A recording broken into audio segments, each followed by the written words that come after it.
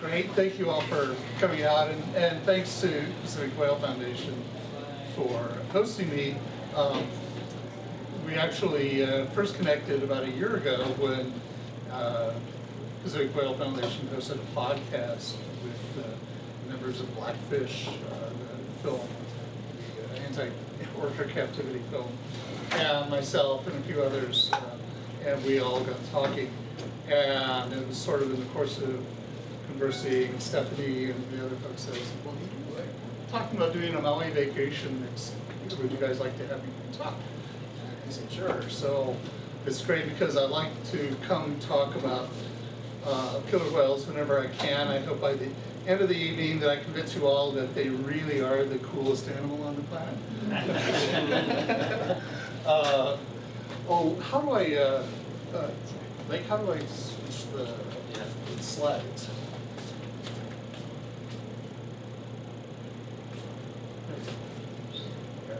Sorry, I just pointed.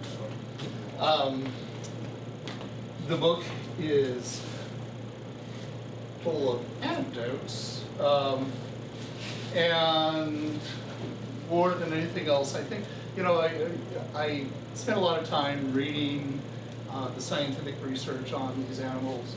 I am a journalist, but started out as an environmental journalist back in the 1980s and 90s, and I started writing about these guys in the 90s. As it happened, I wound up also being from the Northwest at the time. I was also writing a lot about sort of far-right reactionaries, militias that were forming in the 90s. So I wound up working at that time, doing a lot of work for the Southern Poverty Law Center, which is now probably my main employer. But after writing 7 books about hate groups and hate crimes and that sort of thing, I decided I needed to write my Orca book, because writing about hate crimes is so much fun. And nobody runs to read those books anyway. This book's not doing very well. So, but it was a lot more fun to write, and certainly a lot more fun to talk about. And I read these books, and they're great, and I have nothing but the deepest respect for scientists, because as you'll see from reading the book, I tried to weave as much of the modern science into the book as I could to sort of try to update everybody on everything that we know about these animals.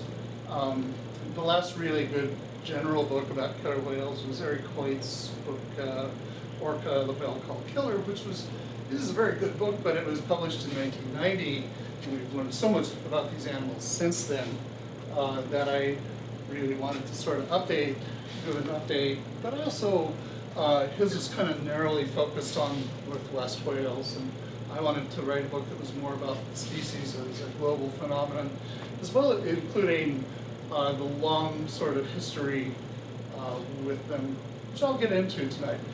And I tell a lot of stories in the book, including stories from Native Americans as well as other indigenous people who have had relationships with orcas over the years.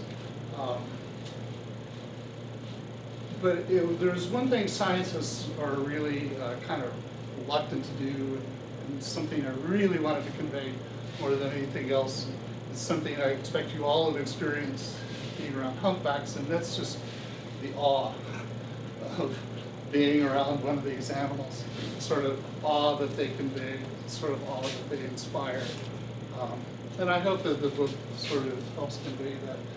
Certainly, you can't help but feel that awe if you're in a little 17-foot kayak, as I was when I took this photo.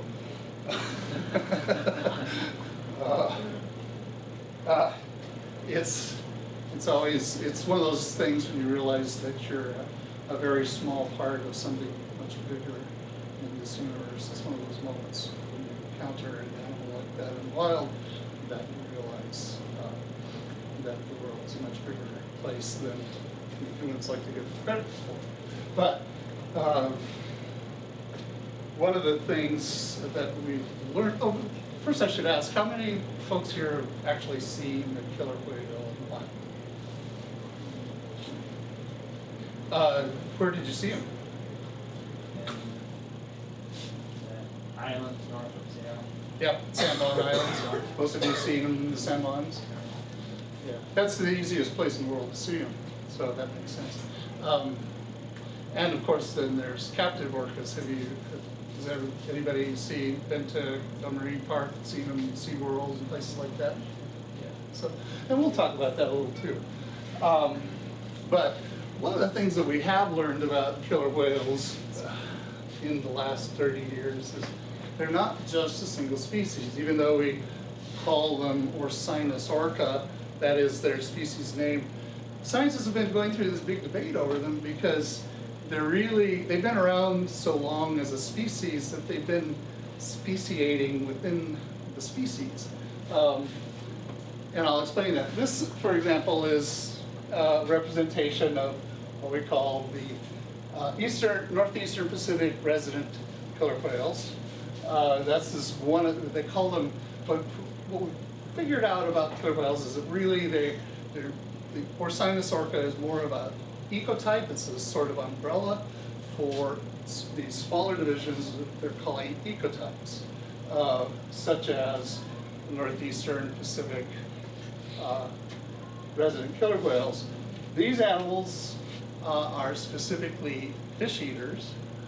They eat only fish, as far as we know. 80 to 90% of that diet is, in fact, just Chinook salmon. They're very picky eaters, and they're in trouble. And we'll get into that later. Yet, even though so those are the animals we mostly see in the San Juans, and yet at the same time, there's whole other ecotype there that are actually very similar. A slightly different shape of the dorsal fin, lighter saddle patches, certain things you can tell. They call them transients. These are mammal-eating killer whales. They eat everything. Primarily, the ones we see eat mostly harbor seals, but they also eat sea lions, and some of them are even known to prey on humpback whales, particularly when they go up on their passage to Alaska. They mostly prey on the young, but it's quite a battle scene, I guess, up in Alaska if you go and observe the transients trying to attack the migrating humpbacks. There are certain passages up there where the orcas are known to prey on them specifically. So anyway, and transients are so voracious, they've even been observed twice taking down moose. Because there are moose that will swim between the islands and these island archipelagos up there. On 2 different occasions, one in BC and one in Alaska, they were observed, a moose was observed swimming across and then suddenly disappearing under the water, and the orca fin showing up shortly after. So they eat everything out there except humans. There's never been an attack on a human, or at least an intentional attack on a human being in the wild by a killer whale. And so that's why I can hang out with them in a kayak and just get really nervous. I'm not have to worry about whether they're going to eat me.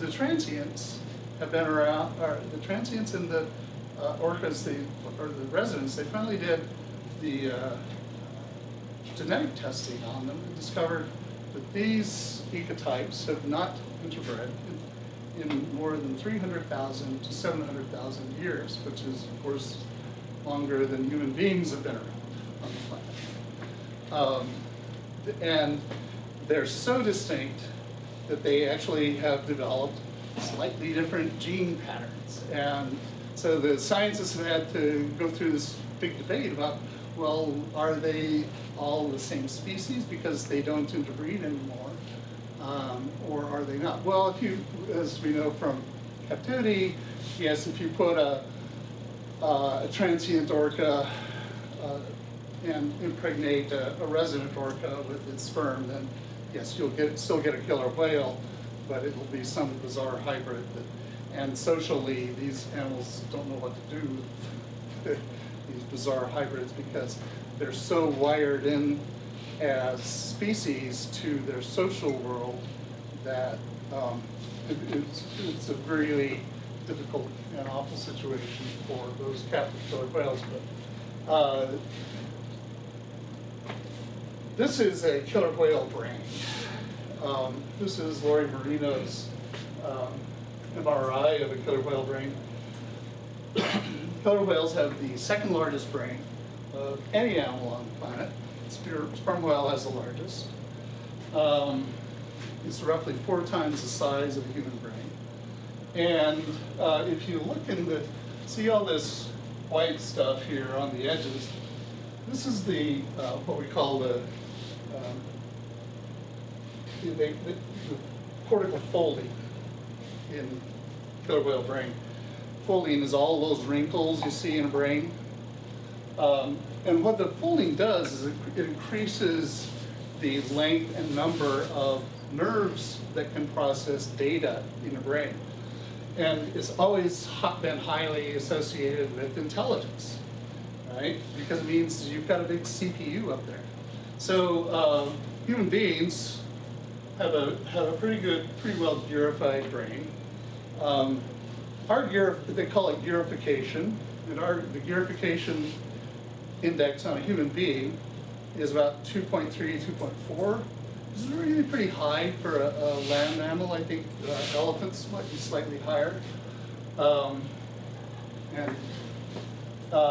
Yet, on a killer whale, the gearification index is 5.7. The only thing that's close to it is bottlenose dolphin, which comes in at 5.4. So killer whales have the most gearified brain on the planet, the biggest CPU of any brain on the planet. What are they doing with all that brain power? We're not really sure. We have to understand, we have to assume that a lot of it is geared towards their echolocation, because these animals see underwater in ways that we're only now beginning to imagine. The echolocation function that they have, it is, of course, their brains are also primarily composed of auditory fibers as opposed to visual fibers like human brains. So that's another clue that probably what they're gearing all this brain power for is their ability to see underwater. But it's not just the ability to see, they can spot prey. They're also, what we're starting to understand is that these animals can see inside each other. And this also has a real profound effect, ultimately, because they're just intensely and acutely attuned to each other in ways that we can only begin to imagine. And as you see from reading the book, there are brain scientists who are now speculating that these animals experience each other in a way that humans can't really imagine. And it just has really profound effects on their social lives and their social ties, particularly to each other. But it probably helps explain such things as mass strandings. We had this recent horrible mass stranding of pilot whales down in New Zealand. And it was one of those situations where, once again, one of the animals gets stranded and the others come to its rescue and they get stranded themselves, and it builds and builds and builds. So that they're all trying to help each other. These are profoundly empathetic animals, at least for each other. We're, maybe not so empathetic to humpback cats, but so I've got, as I said, I've got a bunch of stories in the book. I did want to sort of preface everything with some of the interesting scientific information and really the things that we are learning about these orcas, about these animals as we go on. But basically what I usually do is I tell 2 stories out of the book. And one of them is about orcas in captivity, and one of them is about orcas in the wild. But I'd also like to, I'll give you a little sort of quick rundown on sort of overarching theme of, you know, our relationship as a species with Orcinus orca. The first real recorded, in Western civilization, recorded information about orca came from Pliny the Elder, who wrote the following about killer whales. And this attitude that they were pretty much nothing but vicious, mindless killers that were the epitome of evil in the water, really kind of stuck in Western civilization's brain for most of its history. This is actually, I came across this painting in the Louvre. This is called Roger de Lebrun Angelique. It's a painting of a 16th century Italian epic poem in which the hero, astride the mythical hippogriff, arrives to save the maiden Angelique, who's been chained to the rock by sailors in order to stave off the attack of the orc, or the orca. This is this was their representation of what an orca looked like. They didn't really have a very good idea, did they? But then this is fairly typical of an 18th century painting. They actually, of course, this painting is most famous for the luminous nude, which I'll move along with. Oh, that's right. And anyway, that attitude really kind of stayed for a long time. It's the Basque whalers gave them their name. They called them whale killers, or basalina. I can't say it. I'm really bad in Spanish. But the name they gave them was, in Spanish or in Basque, whale killers, and because they observed them preying on other whales out there. And when it got translated into English, it was transposed into killer whales. And that's where the name comes from. Melville wrote about them briefly in Moby Dick. I kind of like his point here that, yeah, well, we call them killer whales, and it's true. They're voracious eaters. They're really vicious predators, and they're also incredibly intelligent. And they're very much like humans in that way. In fact, that's what really kind of makes them so fascinating, is that in so many ways, they are our counterpart in the ocean. They're the apex species, they're the apex predator. Nothing preys on them except humans. We just capture them, we don't eat them. And, you know, they eat sharks. they eat great white sharks included. Yes, and humpback whales and everything else, but there's nothing that preys on them. And that attitude, as I say, was really stayed with us up well into the 20th century. In the Pacific Northwest, the fishermen there used to shoot killer whales because they saw them as threats and as competitors for the salmon.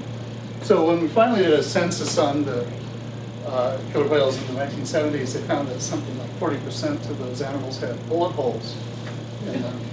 It's hard to kill a killer whale with a bullet, but you know, these fishermen were always taking shots at those guys.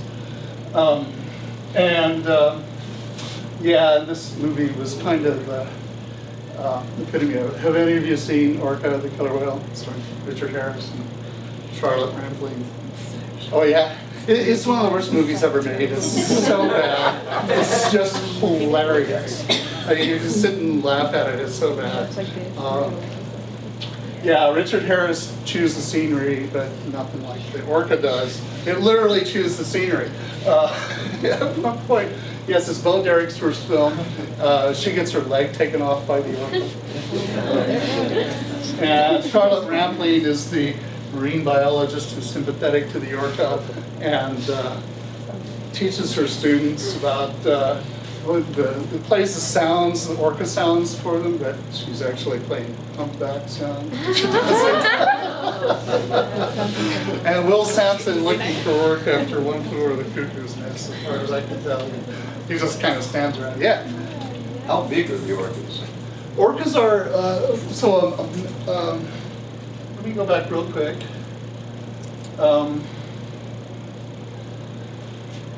So there's actually a huge difference between males and females. Males are much bigger than the females. Big sexual dimorphism. The full adult male is up to 32 feet long, weighs 12,000, 14,000 pounds. Females, on the other hand, tend to be 22 to 27 feet long and weigh between 7 and 9,000 pounds. So they're quite a bit smaller. And of course, the calves are about the size of a human. So anyway, so yeah, Orca was one of those movies that was really bad, but it was kind of interesting in that it was also one of the first movies to suggest that these animals are really smart. Because, and that was, in fact, it was a Jaws ripoff, right? But it was very different from Jaws in that, at the end of Jaws, the humans win and they kill the shark. And at the end of Orca, the orca wins, kills Richard Harris, dumps him off the end of a thing. Things started to change for killer whales in, this was in 1962. This is up a point on Saturna Island. This gentleman is an artist. He had been commissioned by the Vancouver Aquarium to create a sculpture of an orca for them. So he decided to go out and harpoon one so he could get it precisely right. And so he harpooned, you see him harpooning this pretty young, it turned out to be a juvenile orca named Moby Doll. He survived his harpooning. And they dragged him back into Vancouver, and he survived for another 89 days. And it became this huge public sensation. There were thousands of people coming down to the harbor in Vancouver to get a look at this animal. And he did eventually die, both from his injuries and malnutrition. They were never able to get him to eat right. I think he refused to eat for like 40 days, and finally started to eat, and then died sometime later just from his injuries and the fact that he wasn't getting enough food to eat. But it was this huge public sensation, and so the owner of the Seattle Aquarium and a lot of other aquariums at the time got this idea, well, maybe we could do killer whales into our aquariums and display them and be this huge thing. So Ted Griffin, who owns the Seattle Aquarium, put out the word that he would pay $8,000 for a killer whale, because they knew that fishermen in the area would sometimes catch them in their purse seine nets and would have to free them from those. And so he put out the word that he'd pay for one. And these fishermen up in Namu, BC, a little village was up in the archipelago of just off of north of Vancouver Island. It's way out there. Did catch this big male orca in their purse seine, and so Ted flew up there with this floating, and they brought the floating cage and paid $8,000 on the barrelhead to those fishermen and put the orca in a floating cage and towed him back to Seattle, to the Seattle Aquarium. And his name was Namu. They named him Namu. And just as Ted predicted, he was a massive sensation. Again, thousands and thousands of people showed up to see him. Well, there were also movie makers who showed up to see him, including Ivan Tors, the guy who created Flipper, and Daktari, and Sea Hunt, and all these other, these family-friendly animal shows. And he showed up and said, well, I'd like to make a movie with your orca, but I won't do it unless you can actually ride it, unless we can get a human on it. So Ted's brother went running down to the pen, put on his wetsuit, and jumped on Namu's back and rode him around. And Tor said, hey, let's make a movie. So they did, but Ted was so inspired by this that he started riding Namu around. This is Ted Griffin on Namu's back. And that was really quite the sensation. He was the first human being, as far as we know, to ride an orca, or at least Ted's brother was actually, but Ted did it with great regularity. So that was their early performance. And yes, they made this movie out of it. It was actually the first orca movie. It's really kind of dull compared to Orca because it's very sincere and family friendly, and it's not nearly as goofy or fun to watch. But it's not a bad little film. Certainly very interesting in that it was sort of part of this sea change where people were starting. It was certainly one of the first representations in popular culture of the idea that these are actually very gentle and intelligent animals. And that was part of the message of the story and of the film. And it didn't work out very well, as I'll explain. Ted wanted also to mate Namu with a female. So they went out, he and his partner, Don Goldsberry, who wound up becoming SeaWorld's #1 captor. They went out and found this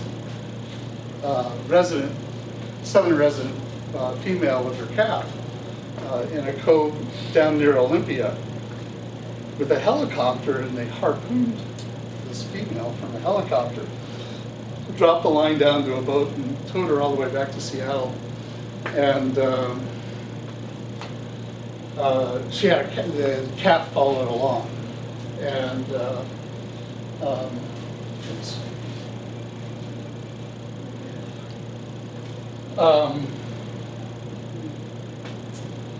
this is the calf. The mother died the next morning, but Ted didn't.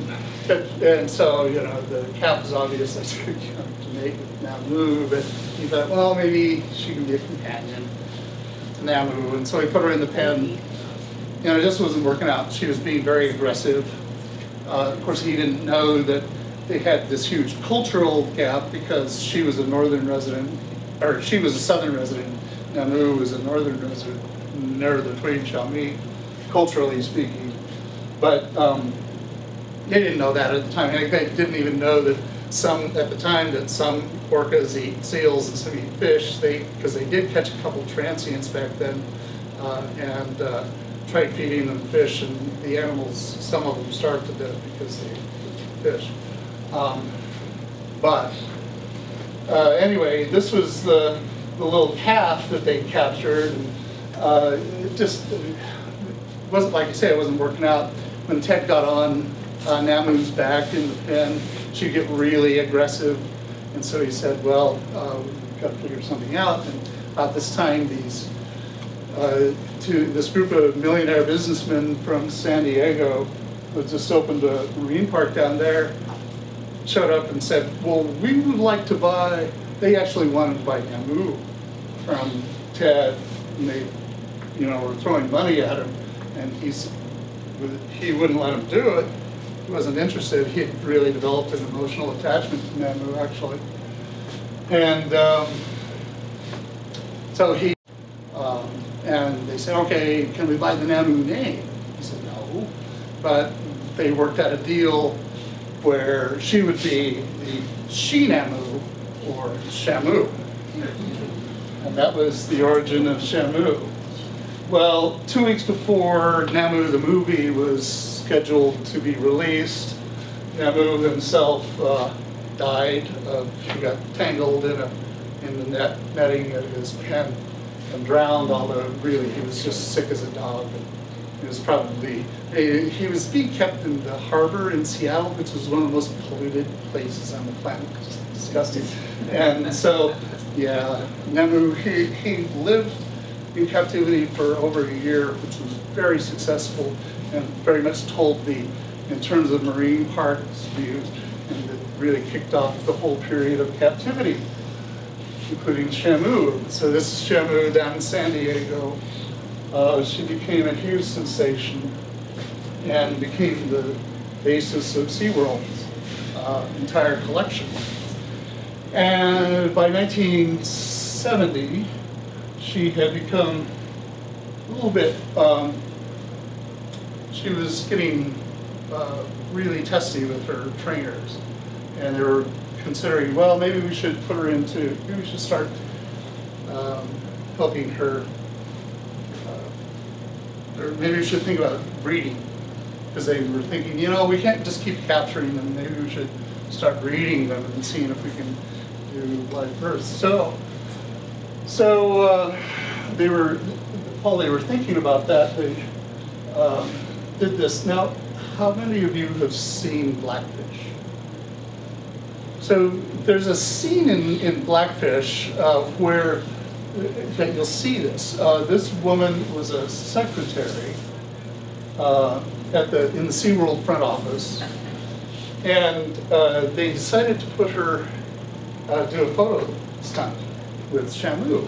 Because Shamu's so gentle and everybody loves her and she's nice with everyone. And so they had all these photographers come into this pool where Shamu was, and they had this poor secretary get on Shamu's back, and she rode a couple laps around the pool, and then suddenly Shamu just got crazy and started bashing this woman, grabbed her ankle, and they had to, I mean, she was lucky to get out of the water. They managed to get her away from Shamu. And so that was the final straw for Shamu, and they put her into, they decided to go ahead with the breeding program, which meant that they were then feeding her this diet of hormones and various drugs to encourage her to get pregnant. What she wound up happening to her was that she actually developed an infection in her reproduction system, and she died of septicemia in 1970, after 6 years, 71, sorry, after 7 years in captivity. And they didn't announce it, of course, at the time. They just kept her name alive, so immortalized in a very bizarre way, as the generic name of all their killer whales is now Shamu. And when you go to SeaWorld, the kids are all taught about Shamu, but this is the real story of Shamu. So that's one of the stories I tell. There were 58 whales taken out of the southern resident population between 1964 and 1974. That's out of a population of 150 whales. So it was well over a third of the population. All of them were, except for one or two, all of them were young whales, because that was who the captors were targeting, so that they could start to train them and transport them.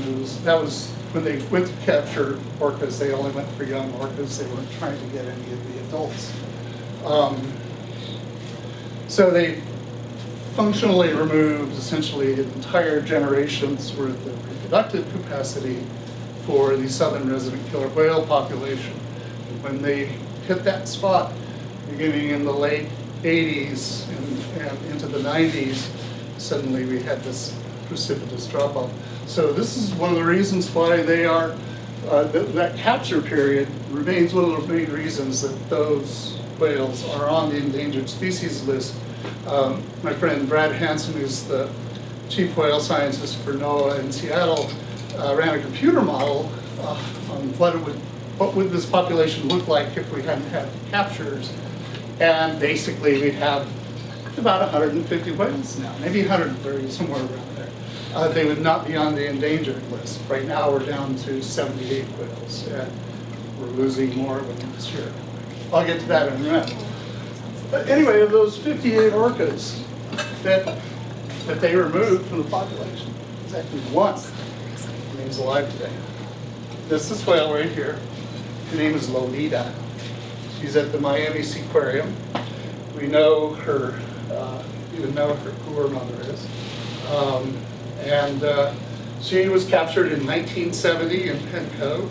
She remains, after Corky, who is also the northern resident, those are the two longest lived captive orcas, and they are pretty impressive animals just for their endurance, especially if you were to see how tiny and crabby her pool is. It's unbelievably small.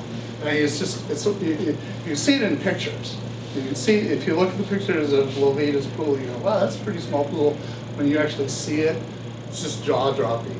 It's obscene how tiny, and it's just this pool they built in, 1982, I think is when they built it.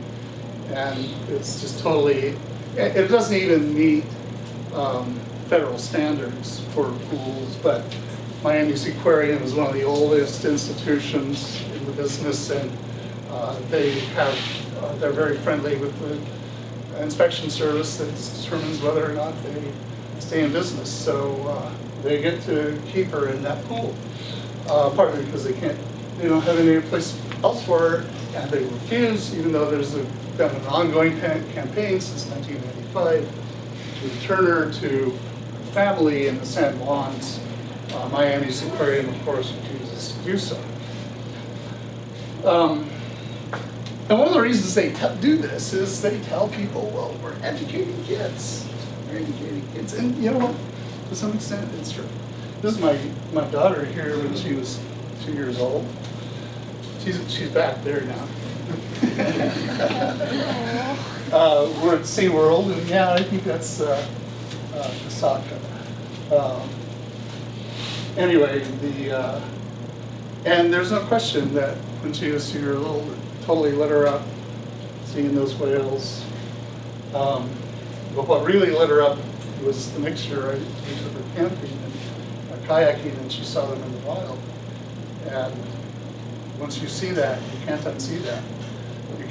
You can't see if you see these animals going free and doing their thing in the wild. You know within an instant that putting them in a tiny little concrete tank is wrong. I mean, just think of the sort of the sensory deprivation of aspects of it. These animals, their primary sense is not their sight like it is with us. Their primary sense is that echolocation that they're using. They're devoting all that brain power to. It's their echolocation. You put an animal that relies on echolocation to see as its primary sense into a plain concrete tank. It's like putting a human into a plain white robe, locking them in there. They'll go insane after a while. And certainly that happened with Tillicum, the orca at SeaWorld Orlando, who killed his trainer and 2 other people. They tell you that it's all about inspiring kids to learn nature, but what they actually learn, what kids actually learn at these places is not really, let me tell you, the science that you learn at SeaWorld is mostly bunkum. I mean, they tell you maybe half the story, and then they also give you throw a lot of misinformation in there. The big message that they tell you is that the oceans are a really scary place, and orcas are much safer if they stay with us. But the real thing that they're selling is the spectacle. It's these humans controlling these mighty creatures. That's what they're selling. That's what everybody goes there for. That's really the bottom line. And really it's about dominance and control. It's about the old Western way of seeing things where we're all about dominating and controlling these animals. That's what they're selling, and that's the message that they're selling. And any of us who work with nature know that trying to dominate and control it is not only fruitless, it's in the end fairly counterproductive. There's Lolita, who's her trainer again. Wait, how did I do that? So,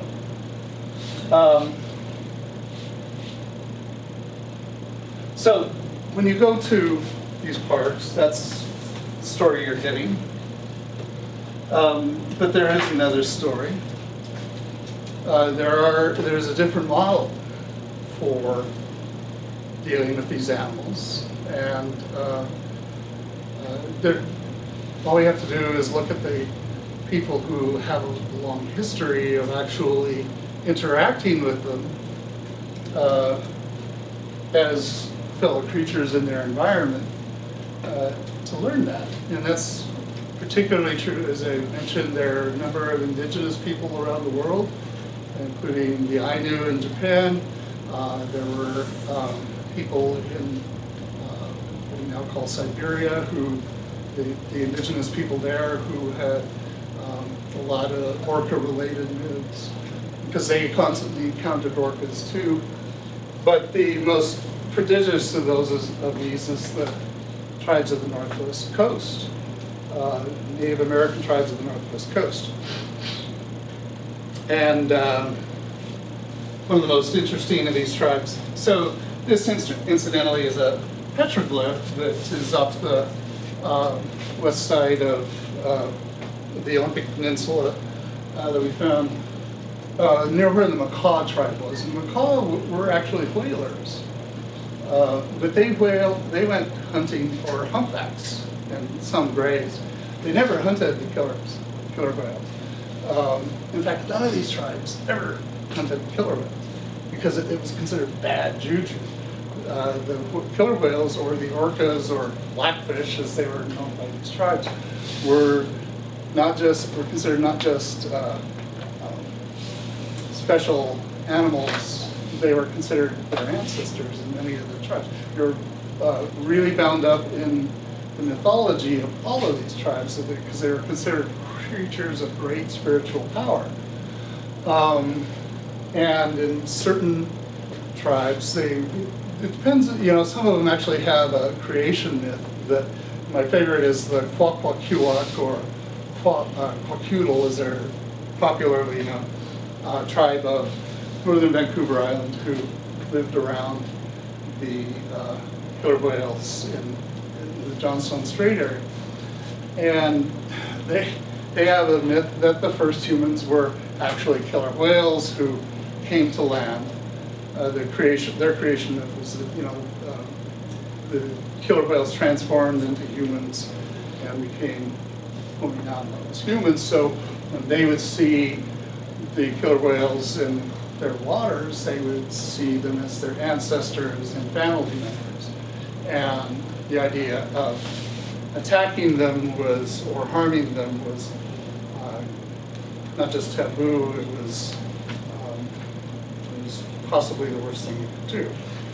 So I'm going to read you a story here from that. This is another representation here. This is actually a Tlingit myth representation of a killer whale, a shaman named Natsalani, who in the Tlingits, the shaman created the first killer whale and made him to be a friend to humans. There are a variety of different myths around them depending on the tribe, but every one of them is uniform in their reverence for it. So, let me read the story I have here in the book. I first want to take a sip of tea because my throat's getting a little dry.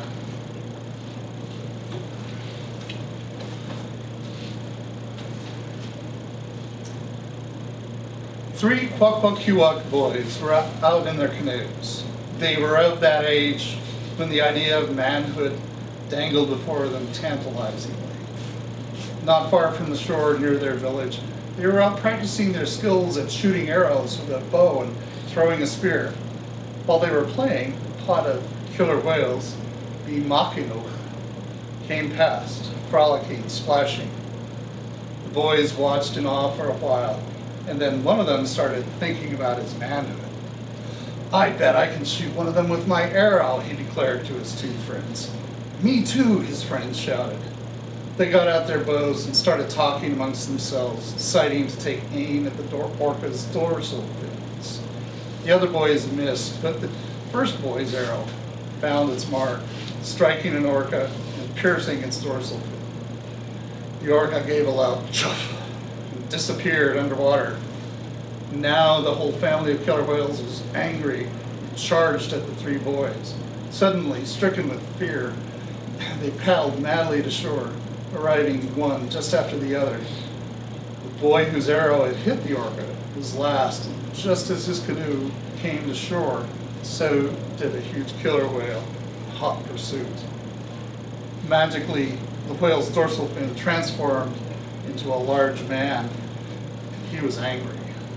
He reached out and grabbed the boy as he clambered out of his canoe, seizing him by the heel of his Achilles tendon and picking him up. He dangled him that way, pinching the tendon. "I am Makino, you boy, as long as you live, will never be able to walk properly, and you will always suffer in pain from the muscles in your heel being pulled out. This is what you did to us. I am Makino." With that, he let the boy back down, went back to the water and into his canoe, and transformed back into a killer whale. The three boys grew up to lead families that honored the Makino, engraving his image on their doorways and totems and honoring the whales at feasts and potlatches with songs and dances. Most of all, they never allowed anyone to bother or harass the killer whales again. The boy whose arrow struck the whale's fin always walked with a limp after that. Even his descendants paid that same price. The killer whales are one of the most highly respected creatures in Kwok-Kwok-Keewok culture, says storyteller Andrea Cramner of Illard Bay, who told this story for a CBC radio audience. They can take sickness away, guide you to safety, and are regarded as being the same spirit as man. But because of that arrow, that boy's descendants will always have pain in one of their heels, and they will always walk with a limp.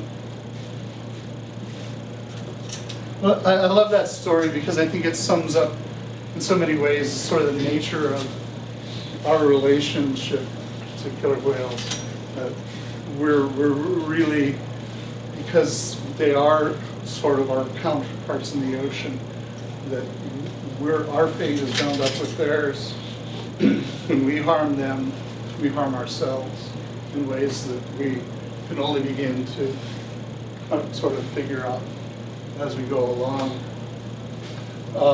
This is a Kwok-Kwok-Keewok man with a ceremonial, killer whale ceremonial mask. This is actually from Franz Boas's collection.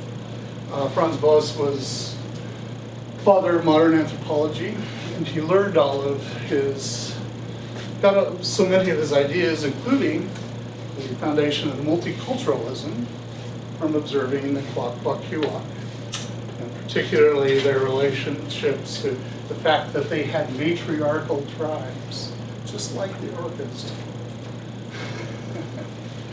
And so in many ways, so much of our own hopes for advancing beyond our own history of violence and our own history of dominance and control can lie with what we can learn from observing killer whales and being around them. One of the most important and profound things I think we can learn is that they're, I missed this slideshow. One of the most important things I think we can learn is that these are animals with profound empathy, particularly for each other, but that empathy can spread as any of the trainers at SeaWorld who's ever worked with them can tell you. These are animals that have truly unique sensitivities and sensibilities, and are able to comprehend this in ways that we never really So that's, I messed this up. This is Lolita again. These animals are, one of the keys that we know about what has actually enabled them to survive. These are animals that have been around for 6 million years. We've been around for 200,000. And they've been they've been the dominant creature in the ocean for 6 million years. Which tells me that they've been a pretty successful species, especially long term. I don't know if we're going to make it to even 250,000 years on this planet, because we're doing a pretty good job of messing everything up right now. And I think some of the things that have made killer whales successful, particularly the power of their culture, the power of their empathy, the power of their ability to manage the resources wherever they are, because they are voracious eaters, but they never eat too much. They always seem to know what's the right amount. And it could be that, killer whales, I believe, are now associated with certain extinction periods in oceanic. I think that they're probably kind of blamed for the disappearing of the megala. One of the ancient cetacean species disappeared just around the time that the orcas started showing up. And so it's entirely possible that they too went through a period where they had to learn to manage their own voracious appetites. But we have a very special relationship with orcas, partly because we share that position on top of the species, and they've been around a lot longer. And I think there's a potential that they're actually a lot smarter than us. It just depends on how you define intelligence, right? If intelligence is being able to manipulate abstract mathematical numbers and create technology, then humans are probably smarter than orcas. If your intelligence includes the ability to see everything in your world in ways both inside and out, and to be able to sense it in ways that are beyond our comprehension, then I think that you can argue that they're more intelligent. But it's a slow process. By the way, this is L25, aka Ocean Sun. She's about 85 years old. She's now the oldest whale in southern resident population, because Granny J2, the oldest one, who was believed to be about 100, she just passed away in December. I don't know if you all got that word. So, and she's believed to be Lolita's mother. So she's still out there. And yeah, they have a terrific sense of humor. Everybody who's worked with them can tell you this, and they're sprightly. You see that boat? See the direction everybody's looking? They're all looking into me. They do that quite commonly. This is Cappuccino, who made me change my pants after he did this. And yeah, you don't even have to go out on a boat to see them. You can go to the west side of San Juan Island and hang out there at Limekiln Lighthouse. This is where I took this photo. You come within just feet of the rocks there. And it's a truly special thing. You don't have to go to SeaWorld. You can go see them in the wild. It's free. Well, it costs $10 to park there. I think it costs $40 to park at SeaWorld, so. And there's the coats and everything else. Wild killer whales, southern residents have a huge number of challenges, including the amount of ship traffic that we have out there. We may be getting oil tankers coming down through their waters soon. We actually do have some coming through now. If they build an oil terminal in Vancouver, we're going to have a lot more. They have issues with pollution in their water. They have issues with the noise that these ships create. This makes it hard for them to hunt. But the biggest issue that they have is salmon. They're starving to death out there.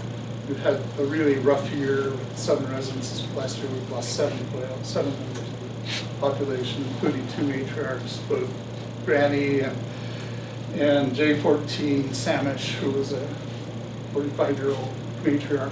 And the matriarchs are really important to these animals. One of the really cool things that we discovered about them is that orcas are one of the only animals besides human that have menopause. Because menopause doesn't make sense biologically speaking for most animals unless they're long-lived. But for orcas, the post-menopausal females, like Granny and Samish, these matriarchs, they're the keepers of the knowledge. They know where all the hunting places are. And so they lead the pods. It's the grannies and the females who are out there leading these pods. And of course, in their populations, these animals stay with their mothers their entire lives, these residents. So, and clearly the females are the primary holder. But yeah, there's been some great research done by the University of Exeter, I think, in the last 3 years about, you should Google it. I didn't get it into the book because it's just pretty recent. But yeah, they're discovering that killer whales have, there's only, I think, 3 species in the world that have menopause: humans, killer whales, and pilot whales. And they're all long-lived species, and they all rely on these females to be the repositories of their knowledge. And so this is what they exist for. It's one of those really interesting things, another one of those really powerful connections between humans and orcas. So I don't know if I convinced you that they're the coolest animals on the planet tonight, but I tried. I'll be glad to take any questions you have.